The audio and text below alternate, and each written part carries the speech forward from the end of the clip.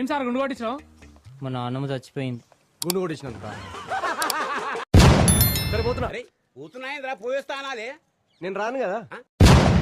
అక్కడేమైనా problem వస్తే నా పేరు చెప్పు, నాకేం ప్రాబ్లం లేదు. నాకు ప్రాబ్లం. పర్టికులర్ ఇదే జాబ్ చేయాలన్న నారో మైండ్ ఏం లేదు మామ. నాకైతే శాలరీ కూడా వద్దు మామ, ఫుడ్ పెట్టి షెల్టర్ ఇస్తే చాలు. నీకు షెల్టర్ ఇచ్చి ఫుడ్ పెట్టుడు కంటే శాలరీ ఇచ్చుడే బెటర్ కదరా. ఈ అమ్మాయికి లైఫ్ ఇద్దాం అనుకుంటారు మామ. వదిలేస్తున్నావా? మందు అమ్మాయిలు అట్లాంటివి మీరు తెచ్చుకోవద్దు. ఎందుకు మీరే ఇస్తారా?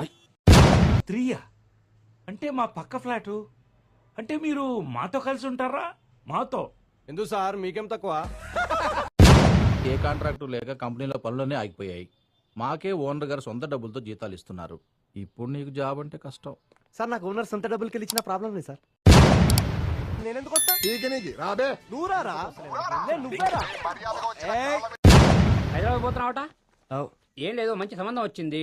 10 తులాల బంగారం, 20 ఎకరాల పొలం ఇస్తా అంటున్నారయ్యా. అచ్చా పిల్లనియరా? మా డాడీ అండి. ఓకే, నాకు ఇష్టం లేని పనులన్నీ చేయమంటుంటాడు. నాకేమో కష్టం అవుతుంటది. ఏం చేస్తారు మీ డాడీ? ఆర్మీ.